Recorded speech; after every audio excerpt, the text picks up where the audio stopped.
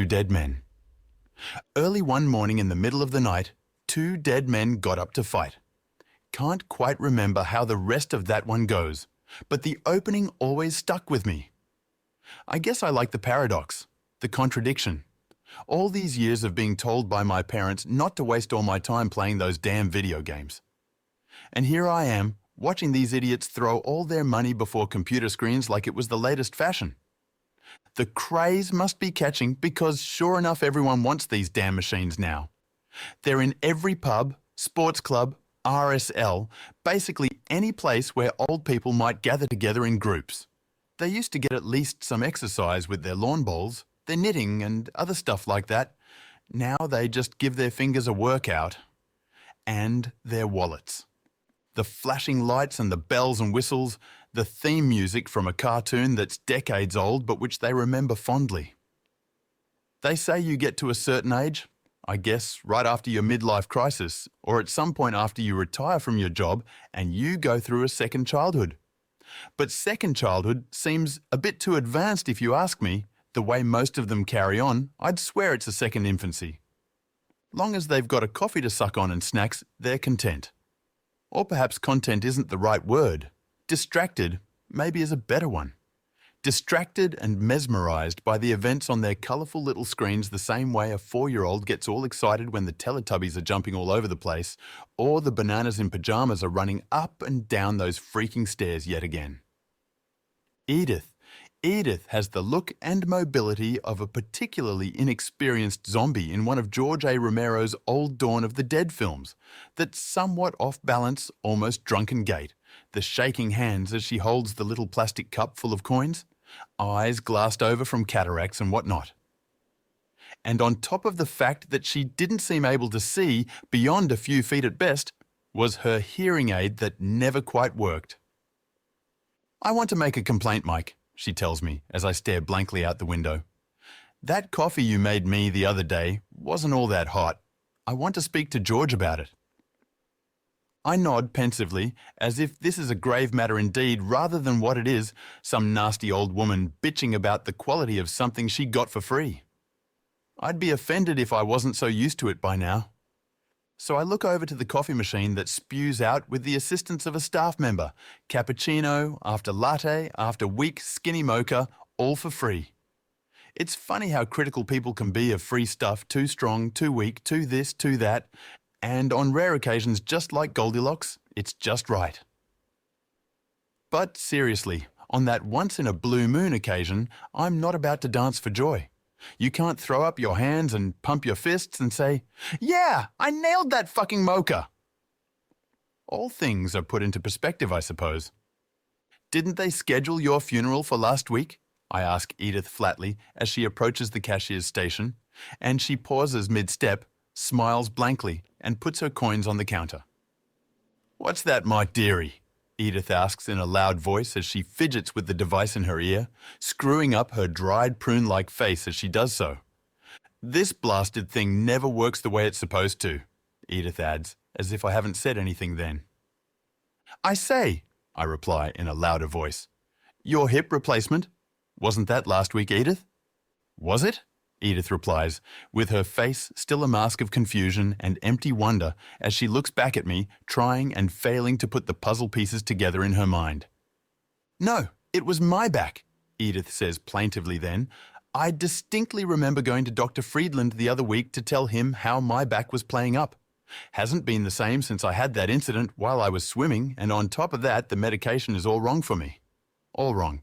Plays hell with my digestive system, let me tell you, and on it goes. Last week it was her back. The week before she says something about her hip. Then there was that time she fell down the stairs, her irregular heartbeat and breathing difficulties. It's not that she has one foot in the grave, so much as she's probably standing in her own coffin, wondering where she is.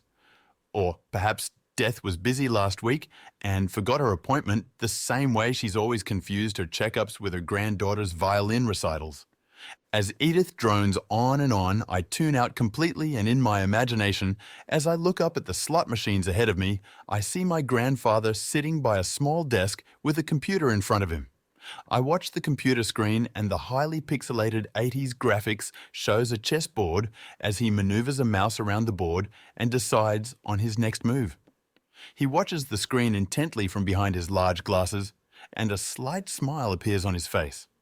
"I've got him now," he says aloud, and then sits there waiting and looks back at me. He's really thinking, and his pride at having stumped this machine is written all over his face. But I, of course, know better. After all, the computers of old simply didn't have the same processing speed as their modern-day counterparts. The machine isn't thinking, it's simply taking a much longer time to load as it plans several perfect moves ahead. Sure enough, a few moves later, my grandfather throws up his hands in defeat as he's been checkmated. That's one of the fondest memories I have of my grandfather, man doing battle with a machine, pitting his mind against the assorted box of microchips and plugs, wires and hardware. Other great players and matchups come to mind. Bobby Fischer playing against 20 people and winning. Legendary Russian chess player Garry Kasparov taking on the supercomputer Deep Blue. But the theme is the same every time: man versus machine. Hell, it's why millions of people pay good money to see the Terminator movies. Frankly, I think Woody Allen would beat a Terminator in a no-holds-barred cage match before any of these chumps get rich playing these accursed machines, but I'm not about to tell any of them that. But as I look up, the picture of my grandfather shifts, and it's just some nameless nobody slipping another $50 into the slot machine of his choice. It's the same shared delusion, though, as my grandfather had. The idea that you could pit yourself against a machine with a pre-programmed list of moves and still come out a winner. The difference being that in my grandfather's case, some thinking was actually involved. Here it's just the same steps over and over. Insert money, push buttons, watch reels spin, watch money disappear on screen, rinse and repeat. It's just then, though, that I feel a hand on mine as I lay notes down at the counter, and the scene is gone as quickly as it came. All around me once more are the huge and imposing tombstone, like machines, and the punters behind them with their blank dead eyes as they feed them with coins and notes. Where was I? Oh well. You were saying something, Edith? I make my voice louder as I go through the routine of putting down her notes, counting up her coins and transacting her winnings. She has a bit of a concerned look on her face, her eyes tighten and her lips purse together as she clasps my hand. I think maybe you should see a Dr. Mike. I could make an appointment for you with Dr. Friedland if you'd like, Edith is telling me as she looks me over. I can see you sweating and it's not particularly hot in here, too cold if you ask me. Ah, the temperature. How the old folks love to bitch about this. Much like the myth that there's a machine that they'll win on all the time out there somewhere, if only they could find it. So too, there's another myth whereby there's a magic number on the thermostat that will please every mug punter in the joint simultaneously. Too hot or too cold? It's like being around Goldilocks at breakfast time waiting for her to find the perfect bowl of oats, or in this case, the perfect coffee. So, I make small talk and banter with Edith. She's likeable enough when she's not bitching about her health complaints, which means she's tolerable about 2% of the time. Edith is mumbling something nonsensical about how her medication makes all the colours on the screen look funny, and I'm doing my best to keep a straight face while nodding somberly. You've finally lost it, you old bat. I can't blame your granddaughter for not answering the phone, I say with a smile, since the supervisors and managers are all out of earshot and the mug punters are sufficiently lost in their own little worlds with their machines. Edith plays with her hearing aid then as though it's failed her rather than her hearing. Most likely with her Alzheimer's, she's let the battery go dead and simply forgotten to replace it. Didn't hear you, Mike, my dear, Edith says, patting my hand as she would a well-meaning nephew who's come to visit her. And as she says this, she taps her hearing aid. I said, I think it would be nice if your emailed granddaughter visited you at home, I say, in a louder voice then, with that customer service smile again, and she nods as if considering this. No, Edith says, shaking her head. Too much work. Far too much. Those befuddled gadgets, computers. I'll talk to her on the telephone. Such a sweet young thing. Has her recital next week, you know? I'd love to tell her that her granddaughter's recital was several years ago, and her granddaughter is now about 18 or 19 years old. If what George told me is correct, she's also working at a shady bar in a less than reputable part of town. I guess the recital didn't go too well. I wonder at times what it must be like for her to have no real short-term memory or recollection, to be stuck in the same pattern day after day. Is every day a fresh new exciting adventure because she can't remember? Or is it simply frustrating because she's always taking the wrong pills on the wrong days and spending more time in poor health or in hospital or with doctors than she does being at home? That must be what it's like for goldfish when two of them are stuck in the same bowl and one of them passes away. Oh, look, it's a castle. Oh, look, it's a treasure chest. Oh, look, it's a little diver with that mask on. Oh, look, it's John. He's dead. For the love of God, why? Why? A pause, a little more swimming around, and then, oh, look, it's a castle. Oh, look, it's a treasure chest. And so on and so on. So I terminate my painful conversation with Edith, and she leaves with her money, goes back to her favourite machine, and I go back to my people watching. The next customer is Vula, a Greek woman with the manners of a snob, all the entitlement and pretentiousness of an aging heiress and the homely and plain hairdo and look of a 60s sitcom housewife who's let herself go. Like Mrs. Brady just woke up one morning and said, "Fuck it, this is good enough." She has a few different pairs of tracksuit pants and the same shoes on all the time. The same drab get-up that wouldn't arouse even the old guys here. I picture her standing before an open wardrobe with a few equally plain and unflattering outfits before her, and this makes me smile, which makes her suspicious, edgy, and on guard, which makes me smile even more. "The machines, Mike, the machines," Vula complains.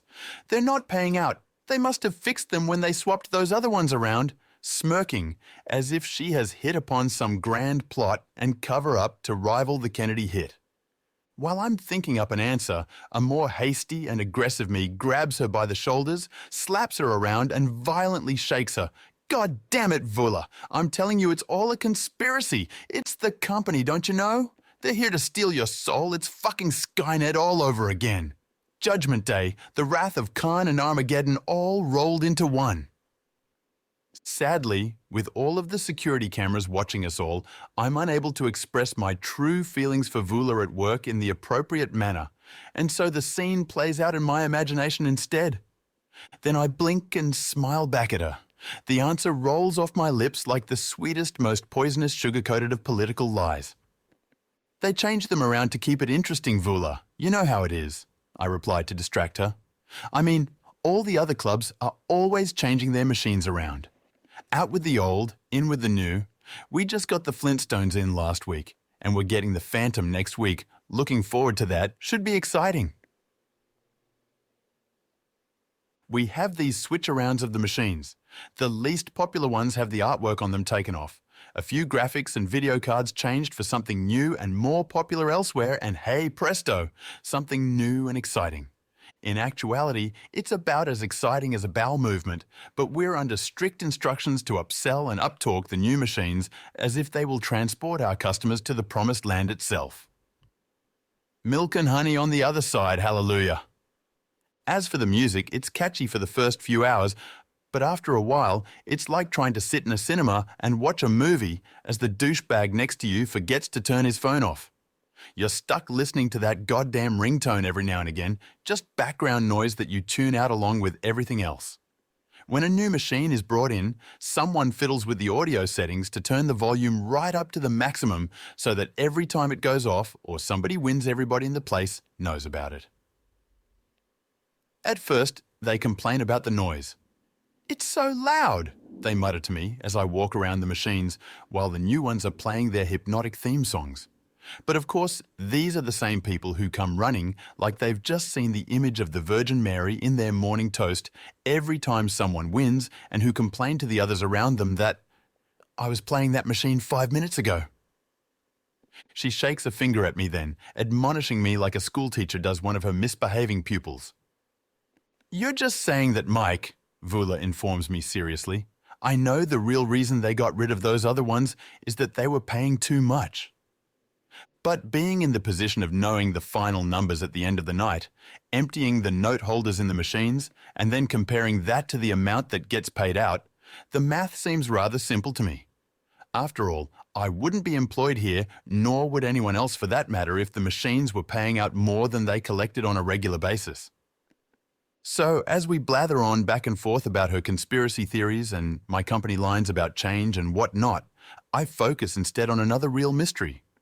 That being the source of Vula's income and how exactly someone so naive and uneducated in the ways of the world was able to get so much of it in the first place. Wealthy husband, lucky divorce, inheritance perhaps. I quickly rule out the fact that she may have worked for it. After all, she spends more time here each day than I do, and I'm getting paid to be here. Oh boy, is Vula lazy. She drinks a ridiculous amount of coffee each day, always asking for a coffee while sitting at her machine. She either can't bear to leave it, or simply can't be bothered walking to the coffee machine to ask for one. Then the coffee will sit there mostly untouched until we try and take it away, and then she will kick up a fuss about it just to be a pain in the ass. So who am I, you so sensibly ask? Hello?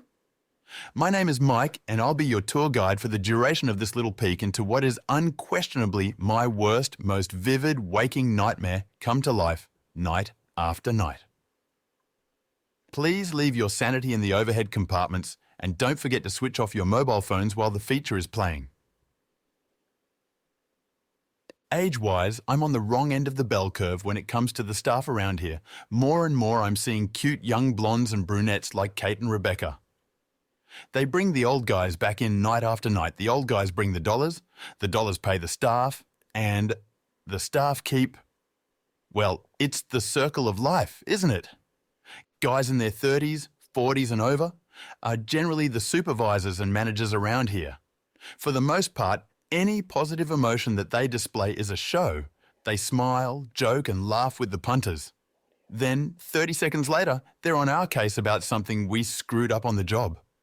As if on cue, George, a wiry-haired and spectacled short guy who looks about as secure in himself in a shirt and tie as I would in high heels and a miniskirt, comes up to me to talk about my job performance. Vula told me it looks to her like you don't want to be here, Mike, George says by way of greeting, and I have to bite my tongue to silence the immediate response of, "Fucking oath I don't."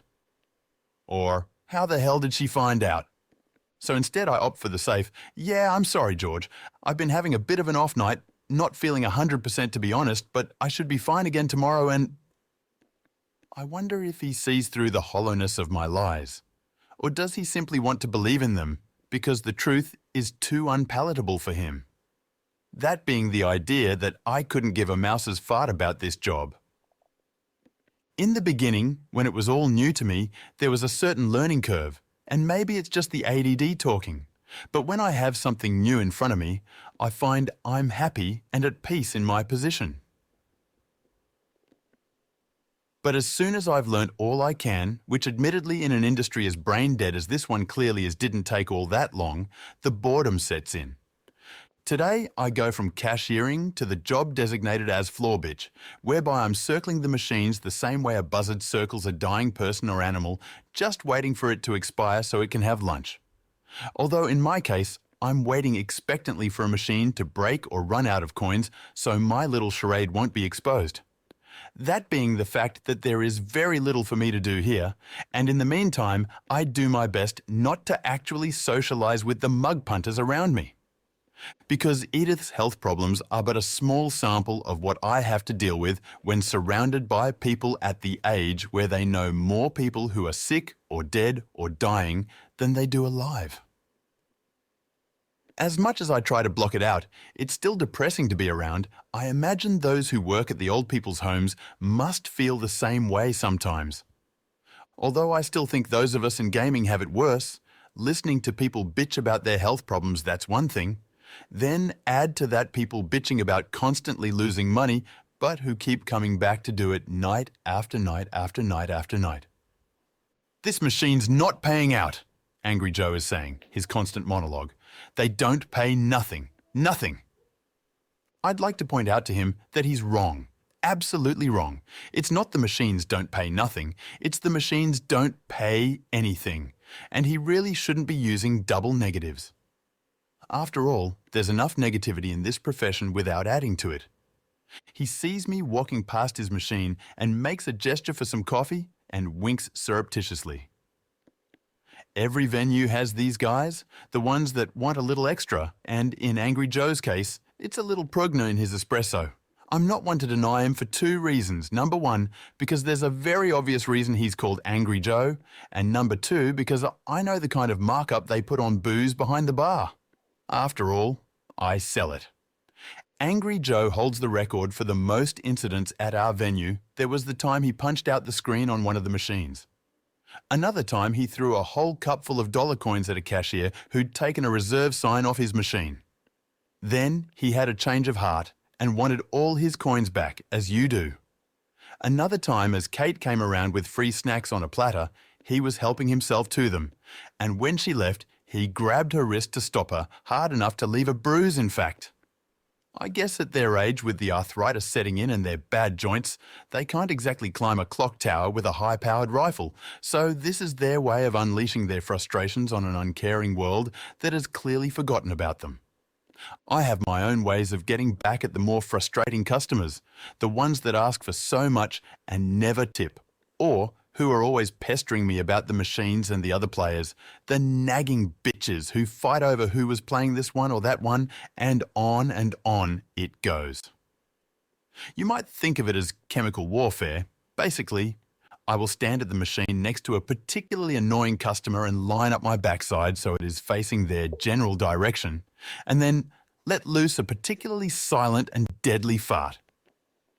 Because they're seated, and it hits them pretty much directly in the face, and since the rules of polite society dictate that you don't talk about such things, it's pretty much the perfect attack. After all, nobody's going to say to you, "Excuse me, Mike, did you just fart on me?" To be honest, most of them don't even realise. They're so lost in the game that I could probably drop my pants right next to them and light my own farts so it jets out in front of their face and they wouldn't look up from the spinning reels on the monitor. "Excuse me, sir, it appears my fart has singed your hair. Terribly sorry. Would you like a complimentary coffee?" Why, yes. I'd love a 3/4 strength soy skinny mocha latte if you've got a moment. Fuck polite society. But for me, the real joy in this experiment comes from the moments directly after the fart. That time when I'm standing a few machines over from the victim pretending to look at or fix a machine and I'm observing them. Their nose crinkles up a bit and they get this funny look on their face, but in all the times I've done it, I've never seen one of them leave their machine. They're precious. "What are you smiling at, Mike?"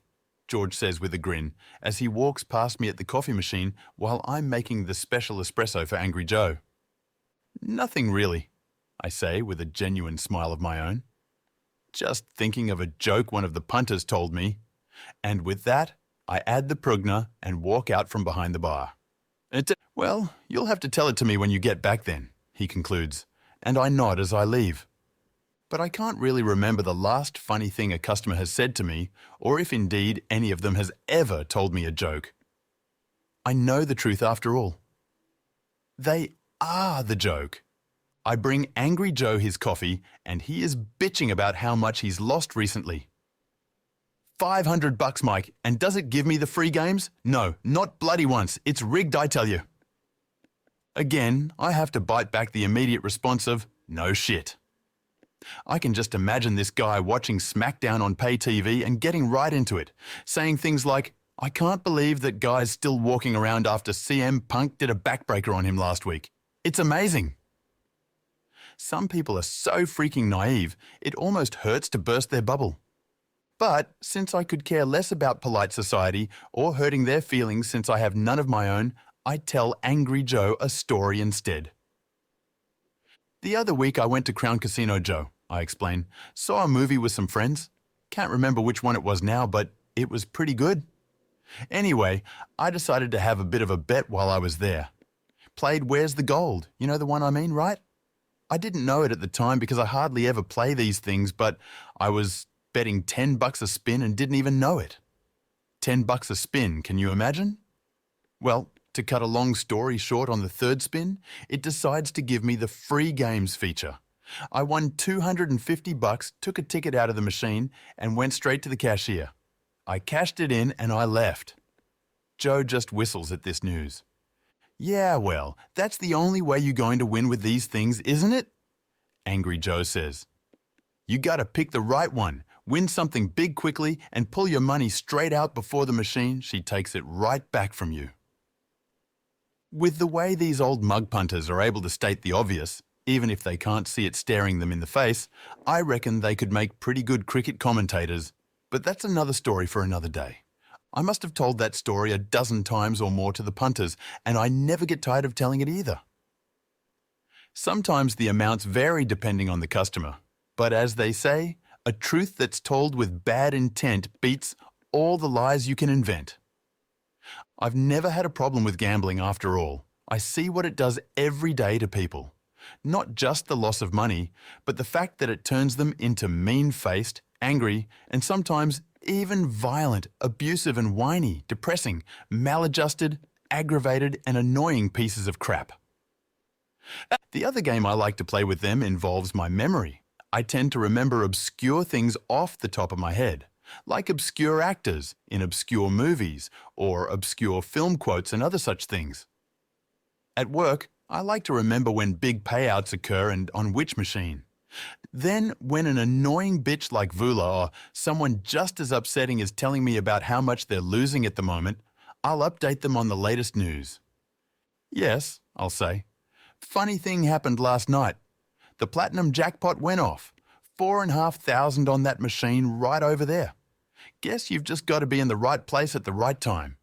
The guy who won it only put in $20, can you imagine? I love those last three words most of all, can you imagine? Because you know they are imagining it and thinking about how much they've lost in the last day or week or month or however long. There's a reason that 90% of people who win the lottery are bankrupt and hopelessly broke within a year or two, and likewise, there's a reason that only about 5,000 families control a very large percentage of the world's total wealth. Some people know what to do with money, and the majority have no idea whatsoever. I know the numbers, I've done the math, and the results would shock, no astound you. The first night I worked in a gaming venue, a Friday night, we counted up the money at the end of it. There was $185,000 there. Now multiply that by the number of venues in the state or the country. Now divide that by the number of punters playing every day. People are quick to criticize governments for how little they spend on hospitals and schools, but the irony is, if they held back a little on the machines and pooled their money for something positive for a change, they could get out there and fund their own. That's the real joke. But with Angry Joe's special coffee served, I hurry past the next few customers lest they get the same idea in their heads. I call it the MSMW principle, or the monkey see, monkey want principle. I'll walk around the whole venue asking them if they want a coffee, and they'll all say no. Then one guy will have one, and suddenly they all need one. One at a time, of course, because that's just how they roll. The bastards. On the plus side, it's better cardio than any of them will do in a week, but then I always had trouble running on a treadmill, running in place for so long, or in the instance of being at work doing pointless laps of a small area, over and over and over. In my head, I'm counting down the time until our closing procedures begin after the last mug punter leaves. I'll put my own music on, which is much better than the crap I listen to during the working day, and we'll open the machines up and collect the cash as the cashier balances their money from the night. I love this little freedom, my own tunes as I work without hearing complaints from customers. So what's this joke then, Mike? George asks me after I've completed a circuit of the machines and deduced that not much is happening as it's fairly quiet. Early one morning, I reply with a smile, in the middle of the night. 2 dead men got up to fight.